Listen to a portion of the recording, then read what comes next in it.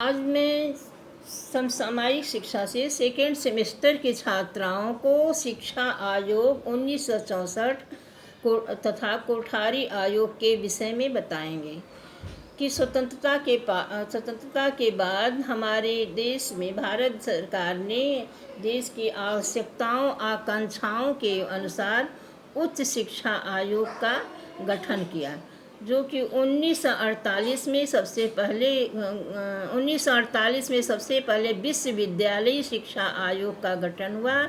उसके बाद 1952 में माध्यमिक शिक्षा आयोग का गठन किया गया था। माध्यमिक शिक्षा आयोग के विश्वविद्यालय शिक्षा आयोग के जो अध्यक्ष थे डॉक्टर राधाकृष्णन जी जो थे, उन्होंने कहा कि विश्वविद्यालय शिक्षा के प्रशासन, संगठन और शिक्षा के स्तर, उच्च शिक्षा के क्षेत्र में कुछ सुधार हुआ है, लेकिन वांछित पूरा सुधार अच्छे से सुधार नहीं हो पाया है। तो इसके लिए उन्होंने पुनर्आयोग का गठन करने का प्रस्ताव रखा। उसके बाद कहा कि जो 1952 में गठित मुदालियर आयोग है, माध्यमिक शिक्षा है, उसके भी पुनर्गठन के लिए इन्होंने सुझाव दिया।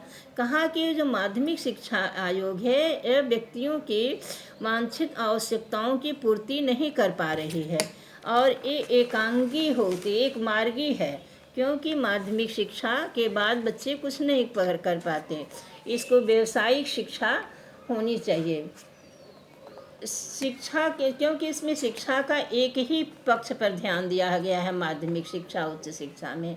तो इसलिए ऐसे आयोग के गठन की आवश्यकता महसूस किए कि जो आयोग का जो हम गठन किया जाए, उसमें शिक्षा के विभिन्न स्तरों के शिक्षा से संबंधित जो हैं उसके क्षेत्र में अपना, जैसे उसका से देश के सामाजिक, आर्थिक, सांस्कृतिक परिस्थितियों के अनुसार ही शिक्षा के नीतियों तथा शिक्षा के राष्ट्रीय प्रतिमानों, शिक्षा के प्रत्येक क्षेत्र पर ध्यान देते हुए इन्होंने सुझाव दिया कि नई शिक्षा का गठन किया जाए सरकार के समक्ष।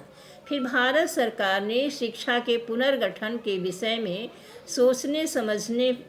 समझ करके देश भर के लिए समान शिक्षा नीति लागू करने का एक प्रस्ताव रखा और उसमें कहा गया कि फिर उसके बाद 14 जुलाई 1964 को डॉक्टर D.S. कोठारी, जो विश्वविद्यालय अनुदान आयोग के अध्यक्ष थे, उनकी अध्यक्षता में 17 सदस्यीय दलों का आयोग निश्चित किया गया, जो कि विश्वविद्यालय शिक्षा तथा शिक्षा से संबंधित मनुष्यों के व्यक्तिक सामाजिक विकास की दशा जिससे सुनिश्चित की जा सके तथा इसके व्यापक उद्देश्यों, स्वरूपों और महत्व को ध्यान में रख करके शिक्षा आयोग ने, जो कि 1964-66 का राष्ट्रीय शिक्षा आयोग था, वो 64-66 के नाम से भी जाना जाता था, इस आयोग का गठन किया गया। इसके अध्यक्ष का नाम था इसको कोठारी आयोग भी कहते हैं। ये इसमें 14 सदस्य थे, जिसमें कि 5 विदेशी शिक्षा विशेषज्ञ थे इस आयोग में। 3 सब सदस्यों को नियुक्ति किया गया, आयोग का गठन करके इसके सामाजिक, आर्थिक, सांस्कृतिक क्षेत्रों के ध्यान देके के नए तरह से शिक्षा आयोग को शुरू किया जाए। तो इसके बाद इन्होंने अपना आयोग के गठन के क्या उद्देश्य थे, कि इसके गठन का क्या उद्देश्य था, तो उसके विषय में बता रहे हैं कि सर्वप्रथम आयोग ने इसके सर्वप्रथम उद्देश्य इसका था कि शिक्षा द्वारा उत्पादन में वृद्धि कैसे किया जाए। स्वतंत्रता प्राप्त के बाद शिक्षा के विकास के लिए नए युग में प्रवेश करते समय जनता की निर्धनता को दूर करने के लिए, तो सभी लोगों को उचित जीवन स्तर को सुनिश्चित करने के लिए तथा कृषि के आधुनिकीकरण, उद्योगों का तीव्र विकास करने के लिए, आधुनिक विज्ञान के लिए, प्रौद्योगिकी के लिए इन सबों के लिए नए शिक्षा आयोगों की आवश्यकता पड़ी थी। ये इसका मुख्य उद्देश्य था। उसके बाद इसका ये उद्देश्य था कि प्राथमिक और माध्यमिक स्तर पे विज्ञान की जो शिक्षा अनिवार्य कर दी जाए। उन्होंने कोठारी आयोग के जो सदस्य उन्होंने अपने इसमें प्रतिवेदन में दिया कि प्राथमिक माध्यमिक स्तर पर जो विज्ञान है, विज्ञान विषय को अनिवार्य विषय के रूप में लागू किया जाए और जो माध्यमिक शिक्षा है इसको व्यवसाय परक बनाया था। इस शिक्षा का ये उद्देश्य था। और इसमें कहा गया कि देश के आर्थिक सामाजिक विकास में शिक्षा का महत्वपूर्ण योगदान के लिए कहा गया कि प्रजातांत्रिक समाज का निर्माण, राष्ट्रीय एकता का अखंडता की उन्नति को ध्यान में रखते हुए एक सुसंगठित राष्ट्रीय शिक्षा प्रणाली की व्यवस्था की जाए। और आयोग का उद्देश्य था कि शिक्षा द्वारा सच्चे लोकतांत्रिक समाज का निर्माण तथा राष्ट्रीय एकता, व्यक्ति की श्रेष्ठता एवं पूर्णता की खोज के लिए शिक्षा के संपूर्ण क्षेत्रों की जांच करना था कि ताकि कम से कम समय में एक सुसंगठित राष्ट्रीय शिक्षा प्रणाली लागू की जा सके, विकसित की जा सके, कि कम समय में एक सुसंगठित राष्ट्रीय शिक्षा प्रणाली चलाई जा सके। और कहा कि शिक्षा के विभिन्न स्तरों पे और उनके विभिन्न स्तरों के अंगों के संबंध में जो असंतोष व्याप्त है उसको दूर किया जाए। माध्यमिक स्कूलों व विश्वविद्यालय के शिक्षा के क्षेत्रों का उन्नयन करने के लिए उनके पाठ्यक्रम में जो विभिन्नता है उसको विभिन्नीकरण की योजना का विस्तार करना था ताकि उद्योगों और व्यवसायों को प्रशिक्षित व्यक्ति मिल सकें। इसके बाद उन्होंने शिक्षा आयोग ने कहा कि शिक्षा के क्षेत्र में प्रौद्योगिकी के सब साधनों के आधार पर उत्तम व प्रगतिशील बनाने का संकल्प किया जाए शिक्षा को, ऐसी शिक्षा व्यवस्था हो। और कहा कि राष्ट्रीय शिक्षा प्रणाली के विकास के लिए कहा गया कि शिक्षा के संपूर्ण क्षेत्रों की जांच करके शिक्षा प्रणाली के सभी अंगों को एक दूसरे से शक्तिशाली प्रतिक्रिया करने का उसको प्रभावशाली बनाया जा शिक्षा के सभी अंगों को। उसके बाद इन सब कारण उद्देश्यों के बाद 14 जुलाई 1964 को भारत सरकार ने ये जो सदस्य थे इन लोगों की 17 सदस्य की नियुक्ति करके इन्होंने शिक्षा आयोग का गठन किया। तो उसके ये सदस्य से शिक्षा आयोग के उसमें थे कि पहले थे कि प्रोफेसर दौलत सिंह कोठारी जो थे इसके अध्यक्ष थे। उसके बाद श्री J.F. मैकड्यूल थे जो सह सचिव थे और श्री J.P. नायक थे जो कि इसके सचिव थे। इसी तरह 17 सदस्यों का इसमें श्री A.R. दाऊद थे सदस्य थे। इसके 17 सदस्य थे। सदस्यों का नाम इसी प्रकार है: श्री H.L. एल्विन, श्री सादा तोसी ये भी सदस्य, श्री R.A. गोयल सदस्य, doctor V.S. Jha, doctor M.B. Mathur, doctor P.N. कृपाल और B.P. पाल, ये सब जो थे इस आयोग के सदस्य थे। Professor Roger Revelle, doctor K.G. Saiyidain, doctor T. Sen और ये सब जीन थॉमस, ये सब शिक्षा आयोग के सदस्य थे उस समय जो कोठारी शिक्षा आयोग के, जो कि 1964-66 में बनी थी, जिसके अध्यक्ष थे डॉक्टर दौलत सिंह कोठारी थे। फिर इस आयोग ने इसका वो करके इसके कार्यक्षेत्र का निर्धारण किया। आयोग ने कि क्या कार्यक्षेत्र आयोग का होना चाहिए शिक्षा प्रणाली का। इसको अध्ययन करने के बाद बताया कि इसमें ये कमियां व्यक्त हैं जिससे असंतोष का सुधार के लिए जिससे कि असंतोष व्याप्त था उसके सुधार के लिए उन्होंने सुझाव दिए।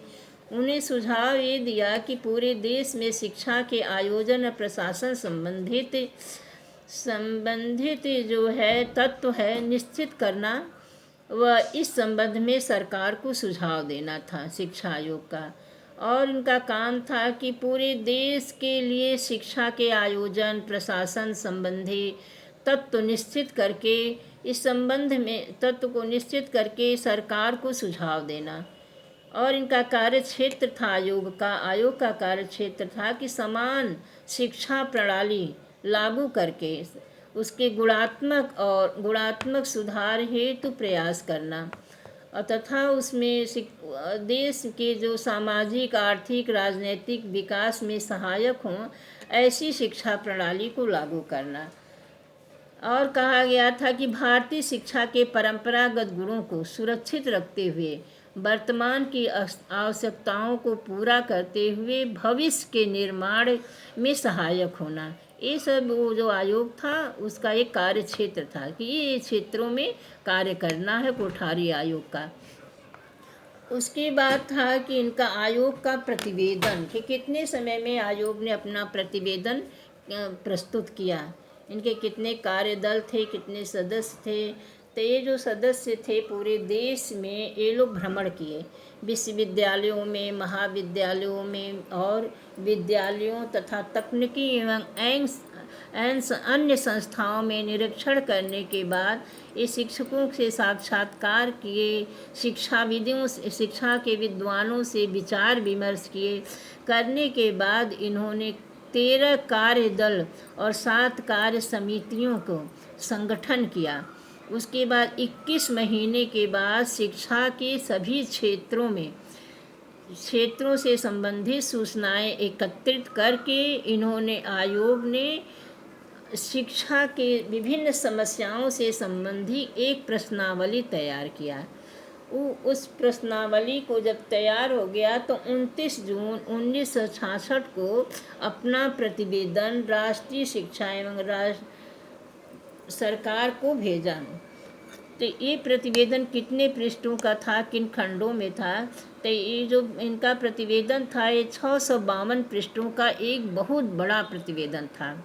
इसको 3 खंडों में इस प्रतिवेदन को विभाजित किया गया था कि पहले खंड में क्या क्या चीज़ें हैं शिक्षा से संबंधित, क्या सुधार किया जाए। तो इनके प्रथम खंड में 6 अध्याय थे।